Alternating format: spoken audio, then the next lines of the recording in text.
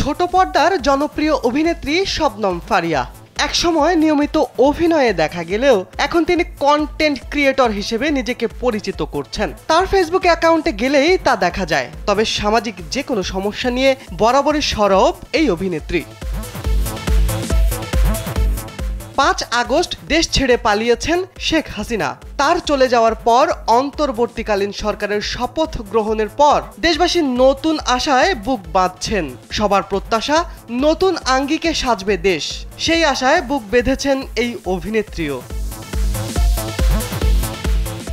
ব্যবসায়ীদের উদ্দেশ্য করে এই অভিনেত্রী নিজের ফেসবুক পোস্টে লিখেছেন, আমরা সবাই জানি এবং খুব স্পষ্টভাবে বুঝতে পারছি আমাদের দেশের অর্থনৈতিক অবস্থা ভালো নয় এ মুহূর্তে। স্যান্ডেলিনা সো, রূপচর্চায় আভিজাত্য। যে কারণেই হোক, যেভাবেই হোক, আমরা ভালো অবস্থায় নেই।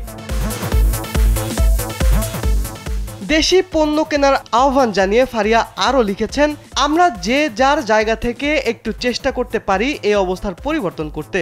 খুব বড় কিছু যে হবে তা নয়, কিন্তু এটি একটি প্র্যাকটিস। প্রথমেই শুরু করি দেশি পণ্য কেনা দিয়ে। আশেপাশের দেশের শাড়ি, কামিজ, অন্যান্য পণ্য বাদ দিয়ে নিজেদের পণ্য ব্যবহার শুরু করি। ব্যবসায়ীদের নৈরাজ্য বন্ধের আহ্বান জানিয়ে শবনম ফারিয়া বলেন, আর যারা ব্যবসা করেন আপনারা দয়া করে গলা কাটা বন্ধ করুন, জিনিসপত্রের দাম কমান, মান ভালো করুন। আমরাই স্বাধীনভাবে থাকতে চেয়েছি, বাক স্বাধীনতা চেয়েছি এবং তা আবারও রক্তের বিনিময়ে পেয়েছি। এখন এই অবস্থার পরিবর্তনেও আমাদের সবার এগিয়ে আসতে হবে। ছাত্রদের বৈষম্য বিরোধী আন্দোলনে শিক্ষার্থীদের সঙ্গে সামাজিক মাধ্যমে সক্রিয় ছিলেন শবনম ফারিয়া। শিবলি আহমেদ, কালবেলা।